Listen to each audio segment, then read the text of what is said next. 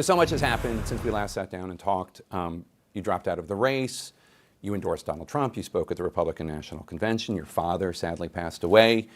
Your husband, Michael, who's a major in the South Carolina National Guard, returned from a year abroad.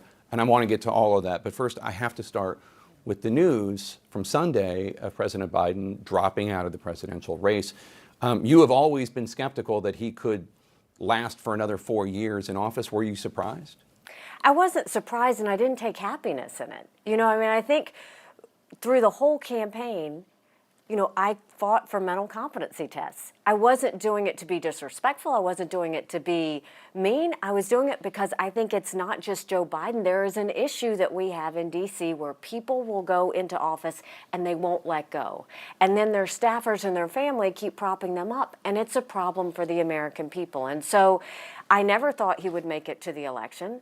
I always said a vote for Joe Biden is a vote for Kamala Harris, and I think that's what's playing out. You also said, in addition to a vote for Joe Biden, you said a vote for Joe Biden is a vote for Kamala Harris. You also have said, if we nominate Donald Trump, I guarantee you we're going to have President Kamala Harris. And you've said, whichever party that retires its 80-year-old candidate first is going to be the one that wins the election. Do you still feel that way? I think that, look, the Democrats are very smart to put in a younger candidate. I think that that's what America has craved.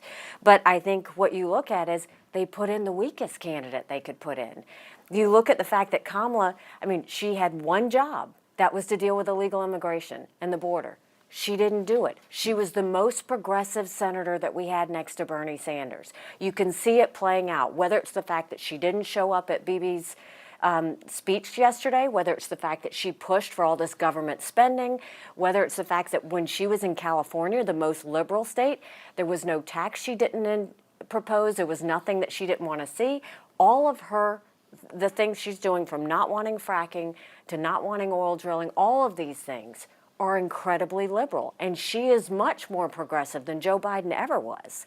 So the fact that they put in Kamala Harris, kudos for putting in someone younger. The fact that you put in one of the most liberal politicians you probably could have put in, it's going to be an issue. One of the things that Republican congressional leaders have had to tell their members is to not attack her on the basis of her gender or her race, to go after her on policy issues, as you just did.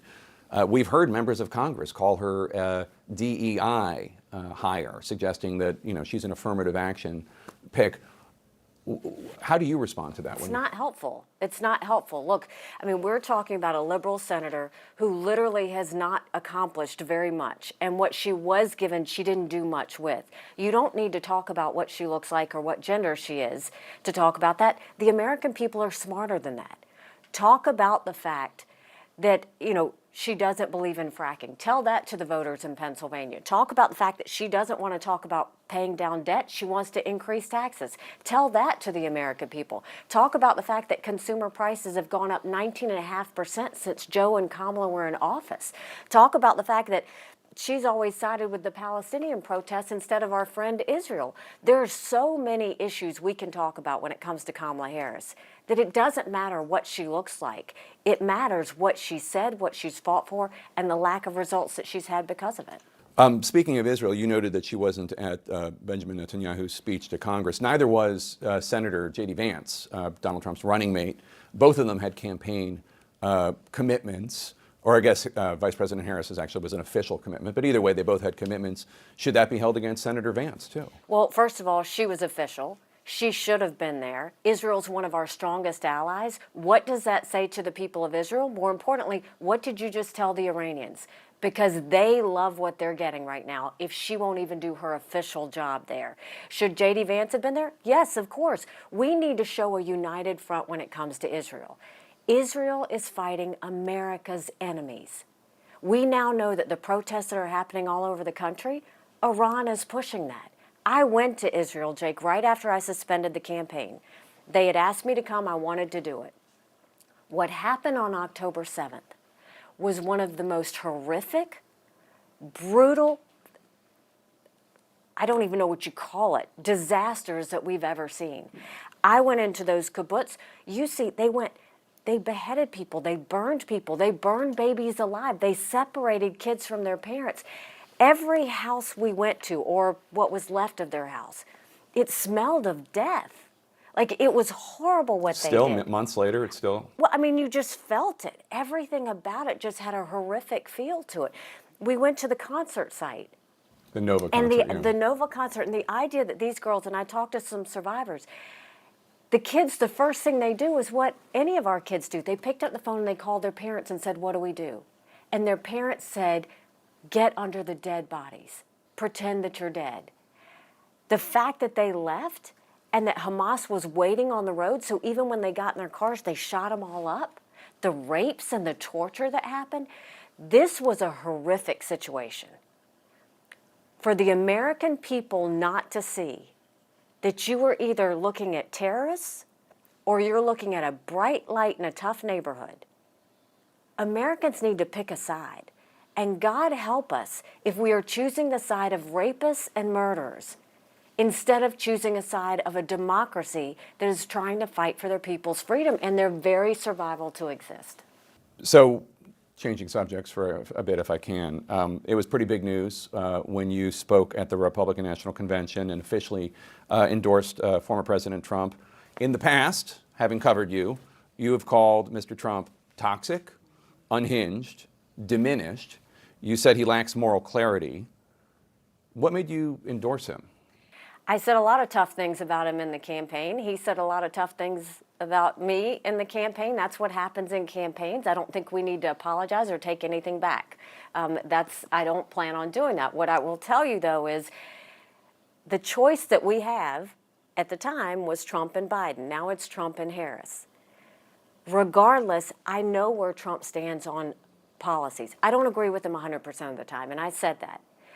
But I know when it comes to energy dominance, I know when it comes to national security, I know when it comes to keeping our enemies at bay, I know he's strong, and I know he'll continue to do that. I know he'll deal with the border. You put that against Harris. I don't know that I agree with even 10% of her. She didn't do anything to fight what's happening at the border, and if anything, she wants to decriminalize it. She's been against, she was one of the proponents for defunding the police in a time where our streets are ridden with crime. I don't think she was a proponent of defunding the police, although I do think she's expressed sympathy with the idea. She said supportive comments about the defund the police movement at the time. And that makes you wonder, well, where is she on crime? Well, if you look at where Biden and Harris have been on crime, they haven't done very much. They haven't done anything on the border. You look at the national security, I said this in the speech, Russian aggression against Ukraine during Obama and during Biden. Afghanistan fell under Biden and Harris. Those two things, if I'm looking at substance, I am going to agree with Trump more than I'm going to agree with Harris. And frankly, what bothers me is I worry more about what happens between now and January 20th than anything else, because our enemies know we're the weakest we've ever been and the most distracted we've ever been. I want to get to Russia and China in a second, but just sticking on the Trump issue for 1 second, one area where you've expressed concern, and you're certainly not the only one, is about Donald Trump's commitment to the U.S. Constitution, which is, in fact, what he takes an oath to preserve, protect, and defend. You said, you were asked, do you think Donald Trump would follow the Constitution if he were elected to a second term? And you said, I don't know. Isn't that pretty damning? I hope that he does. I hope that any president would follow the Constitution, and the American people need to demand that.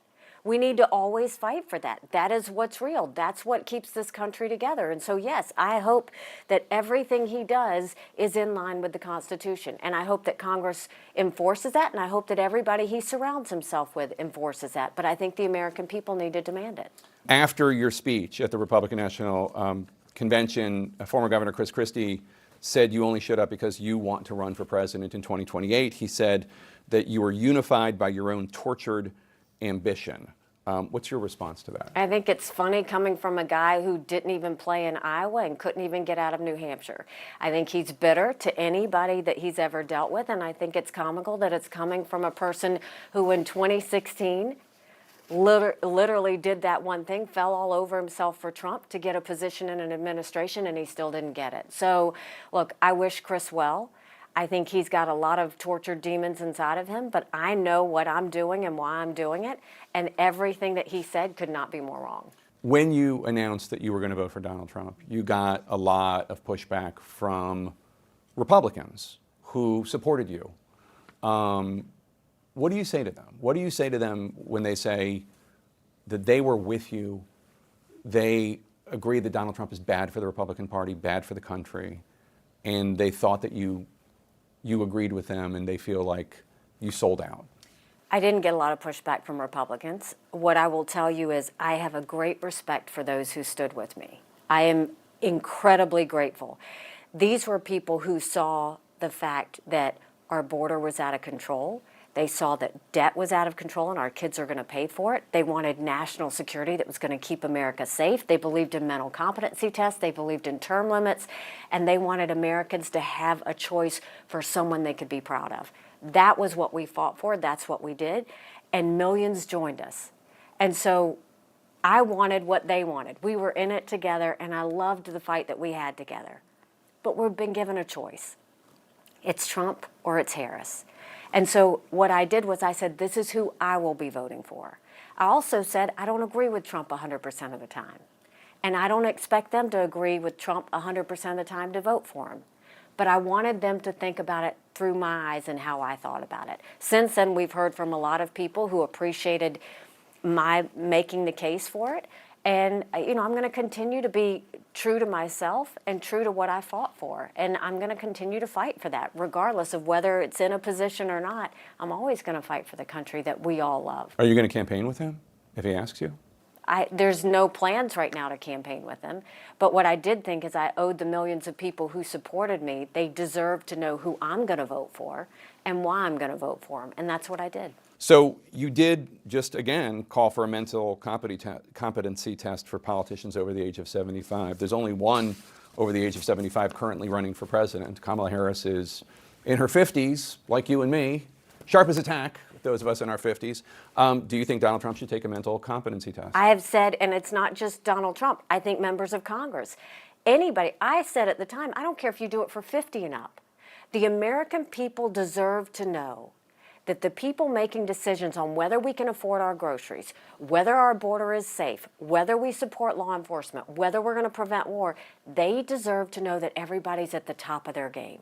That's not too much to ask. And so I strongly still stand by that, just like I stand by term limits. All of these things matter. It's what gives good government, and I think we should always fight for that. Let's turn to Russia and Ukraine, and this was one of the biggest points of difference between you and President Trump, who has expressed an ambivalence about NATO, who I don't know where he stands on continued aid to Ukraine. His vice presidential pick, J.D. Vance, is one of the leading skeptics of continued aid to Ukraine. In 2022, he said, I don't really care what happens to Ukraine. Do you have any concerns about what's going to happen when and if Donald Trump takes office when it comes to Ukraine and Russia?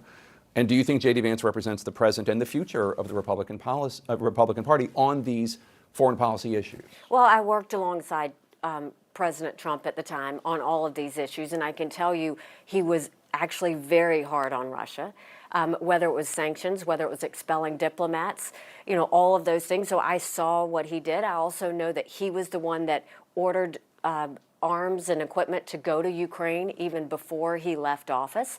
So the record that he has was one that was strong. It was one of deterrence. It was one where Putin didn't invade.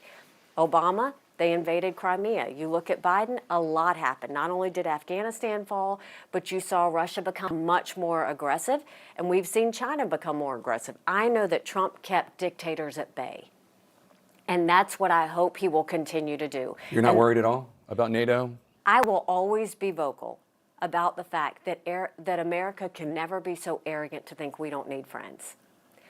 We need a lot of friends, and to get a friend, you have to be a friend.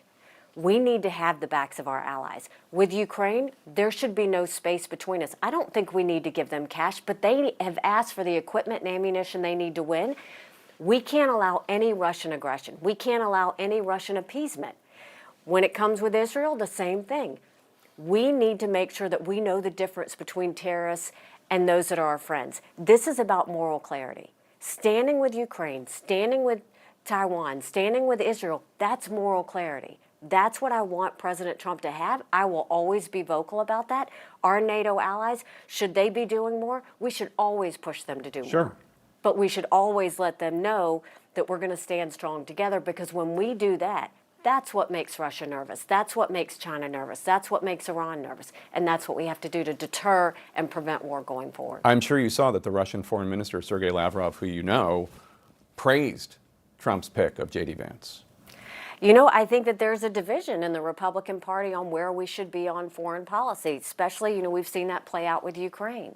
What I will tell you is when Russia gets a little bit, they want a little bit more and a little bit more. And so that should send a warning sign to Trump and to Vance to go and show, no, we're going to stand for America. We're not going to stand for Russia, and we're going to stand with Ukraine because that's the right thing to do. I hope they do that. And you've talked about how China looks at how the United States deals with Ukraine and Russia in terms of their context of Taiwan and wanting to seize Taiwan.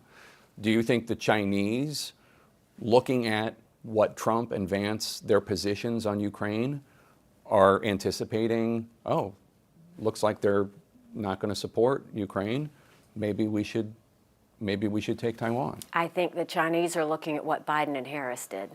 I think the Chinese and the Russians saw when Afghanistan fell that we were just giving it up. I think they saw that when Russia and Ukraine got into their war, what happened? America kind of stepped back and started having this debate on whether we should even be standing with Ukraine. I think Russia wanted a distraction, and we saw Israel and Iran, and now we're seeing that the vice president wouldn't even stand with one of our best friends in a speech, and now there's this issue on, are we going to fight and be there for Israel? It's an unthinkable thing that Biden and Harris started. It's something that Trump and Vance will need to fix, because the only way democracy wins is when we push off dictators and we fight against the tyranny. Right now, we're not being a good friend. Look at Ukraine. We were the ones that told them to give up their nukes. Back during the Clinton years. You look back in the 90s, we were the ones that told them to give up their nukes because we said we would have their back. Right. Are we having their back? Well, that's the question. That's what I would say to anyone. I'm not here to defend the Biden administration's policy on anything, but is it not just empirically true that they have given a tremendous amount of funding to Ukraine and a tremendous amount of funding to Israel for both of these conflicts? I think, but it's been delayed. You look at Ukraine, it's been waiting and waiting, and Republicans were part to blame on that. When it comes to Israel, I don't understand at all what Biden and Harris did. The idea that they would go and pull back something that they had promised is... You're talking about the big dumb bombs. Yes, it's tone deaf, because here, when Israel's fighting America's enemies, these same enemies that say death to America, the same ones that are on college campuses funding these protests, why are we going to allow that to happen? And so you have to look at what Biden and Harris's record is before you look at what you're going to ask Trump and Vance to do, because first you've got to look at the differences. There's a major difference there. And to me, keeping America safe is our number one priority. And right now, it's not about Republican or Democrat. It's about, is America ready to be a friend to those who have been friends to us? And do we have the moral clarity to see who our enemies are and make sure we do everything we can to prevent war in the process? So how do you respond to those who say, look, Netanyahu's not even popular in Israel? I mean, I think it's like 70% disapproval of the Israeli public against Netanyahu. We have hostage families criticizing Prime Minister Netanyahu for not doing enough. And there are people who love Israel dearly who are very concerned about how Netanyahu is, how he's prosecuting this war against Hamas in terms of all the innocent people who have been killed, and also what he's allowing to happen on the West Bank. Surely people can be critical of Netanyahu and still love Israel. Well, I will be the first one to say Americans should not weigh in on who is the head of Israel. We just need to support Israel regardless of who the head is. But I will tell you what I saw when I went to Israel. On the morning of October 7th, when those people in the kibbutz looked out at those fields at 6:40 in the morning, 3,000 members of Hamas came in, took over their neighborhoods, took over the concert site, butchered people, robbed from them, burned people alive, and took people hostages. You know who joined them? Thousands of Palestinian citizens. That's what no one's talking about. They looted, they murdered, and they helped. And in many cases, and I talked to hostage survivors, they took them back and sold them to Hamas. So why would Netanyahu or anyone in Israel trust Hamas or the Palestinians? And Hamas has said, we're going to do it again. So look at it from the perspective of an Israeli. They don't want October 7th to happen again. They want the hostages to come home. By the way, 8 American hostages there, 5 that we know are alive, but all 8 need to come home. Why are we not obsessed with those hostages right now? Why are we not obsessed with making sure it doesn't happen? But we should not be arguing with Israel when they are so worried about trusting Palestinians or making sure that Hamas never rules Gaza again. Those are fair things. If that had happened to America, we would be twice as angry. Everybody ran to Israel's defense on October 7th. But now that Israel's fighting back, you're going to condemn them? It's nothing different than America would do if we were in the same place. And I think in order to be a friend, we have to assume, what if that was us? In addition to all this political tumult, this has been a rough year for you, a difficult year for you. Your husband, Major Michael Haley, was in Africa on his second active duty deployment during your campaign. I can't imagine. I would not recommend it. Yeah, that must have just emotionally been very difficult. I know, you and your husband he's like my right arm. I've never gone through any challenge without him. We met when I was 17. We've dated for 7 years. We've been married for almost 28. Everything I know is related to Michael, and he would say the same. But when this happened, I had announced I was going to run, and I know when that call comes, he's always going to serve his country. When I was governor, he was deployed to Afghanistan. And I remember everybody saying, well, can't you just tell them he can't go? And I said, he would divorce me. It doesn't work. I'm so proud of him. And I'm proud of the unit he served with. I'm proud of the sacrifices. They dealt a lot with the Houthis and all that was going on in the shipping channel. And so I'm really proud of him. But being without him, no, you're going through the toughest challenge of your life without your best friend. It's a very hard thing to do. And then there was a moment when Donald Trump mocked his absence, basically suggesting that he was away for some other reason, to get away from you, I think he said. What was that like? For me, it's not personal. I know Donald Trump, he's going to throw something just to kind of get people upset, and I think he got pushed back for that. But, what I do feel bad is those that are serving. When they serve, it's a sacrifice. It's a sacrifice. They're not with their family. Their lives are in danger. There's a lot there. And we should never talk about military personnel in any way that's not putting them on a pedestal, because we are free because of them. We are living in a great country because of the sacrifices that were made. And I think that's one that we need to always just cherish, the soldiers that fight for us. I remember talking to Senator McCain in 2000 after he dropped out. And about how he had changed. The experience had changed him. He met people, when you're running for president as opposed to senator of Arizona, governor of South Carolina, your mind is just naturally open to things that you weren't aware of. How did the experience change you? Do you think? So blessed. I am so blessed. I look back and I just have so much gratitude. When we suspended, I was grateful for a supportive family. I was grateful for my friends. I was grateful for the most amazing campaign team that we had. I was grateful for the people that allowed us to kind of come into their lives. And, we suspended with no regrets. I left it all on the field. I don't know anything else I could have done. And my goal was to make sure as many people could vote as possible. And that's what we tried to do, whether it was in Iowa, New Hampshire, or going through all those Super Tuesday states. We wanted to go and push it all the way out as far as we could, and we did that. And I'm proud of it. What did you think when people kept voting for you even though you dropped out? Like in my home Commonwealth of Pennsylvania, especially in the collar counties, outside Philly, you were getting 25% of the vote in some of these places?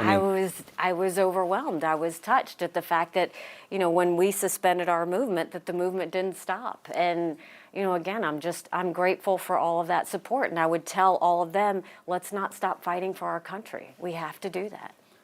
Your beloved father Ajit Singh Randhawa. Yes. Did I get that right? You did, yes. He passed away on Father's Day at the age of 90. That must have been just devastating, but I also wonder what the experience was like for him and for your mom to have their Nikki running for president. Tell us. It's still hard. I mean, I never knew the pain of a parent passing, but it's like your safety net is gone. It's only been a month. I mean, It hasn't been that long, but I'm thankful that he was there when I announced for president. He was so proud that day. I'm one of 4 kids, and they raised us to be the best we could be. They always said the best way to appreciate your blessings is to give back. And we tried to do that. You know, my mom, they both came here from India with $8 in their pocket. My mom was a lawyer in India, and she was asked to be on the bench as a judge, one of the first female judges, but because of the times and how hard it was, she was never able to sit on the bench.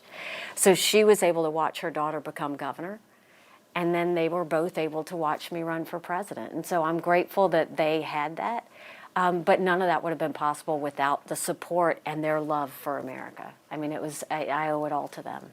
how are you managing to get through this year? I mean, it's a lot. You know, in 2023, I had to get my daughter, we announced for president, Right. I had to get my daughter married, and then, you know, going through a campaign, there's nothing tougher and more rewarding than a presidential campaign. Because you're really, it's the most humbling experience you can ever be. You're begging for everything. You're begging for votes. You're begging for signs. You're begging for money. But you're doing it because you love our country. And this was for my kids. It was for the next generation. Because I worry about them owning a home. I worry about them getting a job. I worry about the debt that they're going to have to pay. And to be able to go and spread that, it was such a blessing. But, you know, after the suspension, Michael came home 6 weeks later, so that was great. Nayland graduated from college. Both kids said, "Dad, you were deployed. Mom, you ran for president. We need a vacation." We took a vacation, and then my father passed. So it's been a whirlwind of emotions, but I'm just grateful. You're only 52. What's next? I mean, might you run for president again? Might you take a job with, if Trump wins, his administration? What's going to happen? I'm not looking for a job in his administration. I don't know whether I would run again.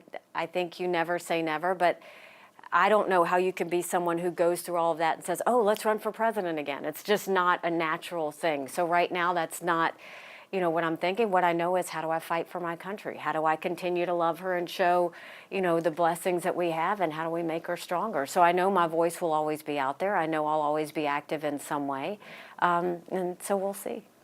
Great. Thank you so much for talking to us. Thanks for having me.